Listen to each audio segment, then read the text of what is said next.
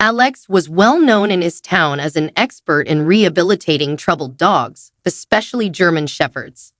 He had spent 15 years as a police dog handler and another 10 years working privately with aggressive and traumatized animals. When he received a call from the local animal control service, he was finishing up with another German Shepherd, helping it adjust to a new family. The voice of the officer sounded alarmed. They needed urgent help with a dog that had spent almost its entire life chained up. The story was sad but unfortunately common.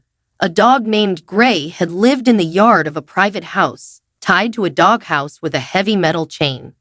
Since Alex's car was in the shop, a veterinarian from an animal protection society picked him up. On the way, they discussed the situation, and even with Alex's extensive experience, it seemed daunting. The dog wasn't just afraid of people, it had turned into a wild and uncontrollable animal, ready to attack anyone who came near. When they arrived, Alex immediately realized the situation was even worse than described. Gray, a large dog with matted fur, started barking ferociously at the sight of people. Even the seasoned handler froze for a moment. The dog lunged on its chain, baring its teeth and ready to attack anyone daring to approach. He hasn't let anyone near him for over a year, the owner explained, keeping a safe distance. I just leave food and walk away. Tried to pet him once. He nearly bit my hand off. The last time I replaced the chain, I had to put sleeping pills in his food because it was impossible to get close.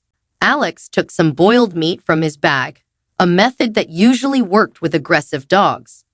But Gray didn't even glance at the treat, continuing to bark and growl furiously. Only when everyone stepped back far enough did the dog quickly grab the food, all the while keeping his eyes fixed on the unwelcome visitors.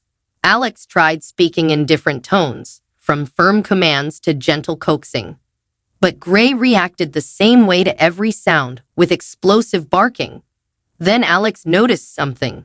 When he spoke in a soft, calm voice, the dog's ears twitched slightly as if trying to catch every word. Alex's clothes carried the scent of other dogs. He had spent the whole day at the kennel. Gray paused briefly to sniff the air but then erupted in an even more intense fit of rage.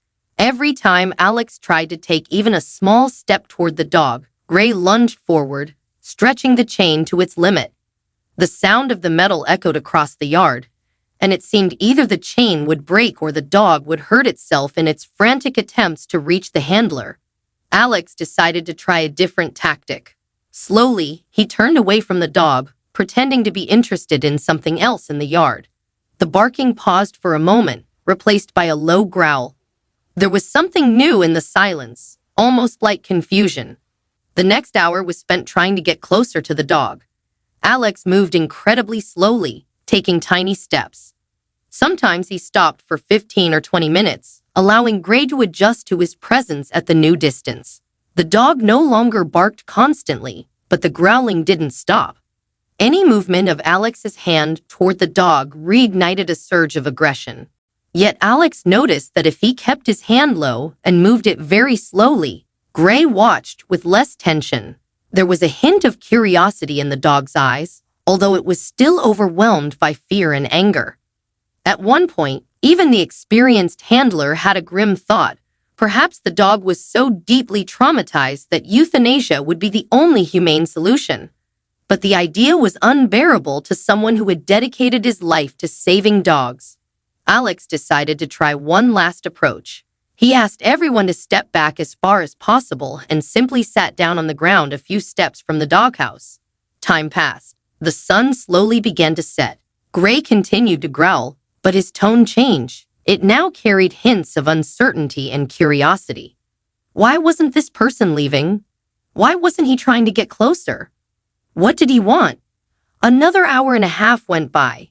Dusk was settling in. Then something extraordinary happened. The dog stopped growling. Gray still watched every move Alex made, but his posture became less tense. His tail, which had been tucked tightly under him, lowered slightly. The snarl faded, though his lips were still slightly curled, revealing his teeth. Very slowly, Alex pulled out a special pole used for working with aggressive dogs. This was a critical moment. It was now or never. Any sudden movement could trigger another explosion of aggression. To everyone's surprise, Gray allowed Alex to come close enough to release him from the chain.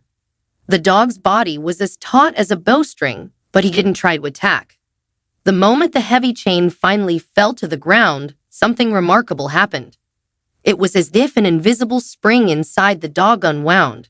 Gray stood still, then cautiously took a step forward, free for the first time in years. When they moved him into the Animal Protection Society's van, no one could believe their eyes. Gray walked calmly, without trying to bite or escape. And when Alex chose to spend a few more hours with him instead of immediately sending him to the shelter, something miraculous occurred. Without the chain, Gray began to change right before their eyes. At first, the changes were subtle. His posture relaxed, his gaze softened. Then, for the first time, Gray cautiously sniffed Alex's outstretched hand, not to bite, but to investigate. In that moment, his tail, still low, gave a faint wag.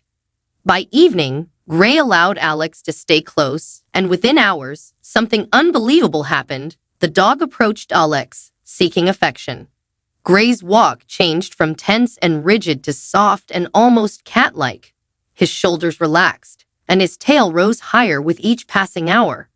By the next day, he was a completely different dog, calm, friendly, and eager for human contact. When Alex sent photos to the Animal Control Service, they couldn't believe it was the same dog. The pictures showed Gray lying peacefully next to a person, letting himself be petted. His eyes no longer held fear or anger, only peace and trust. No special rehabilitation techniques were used. No medications.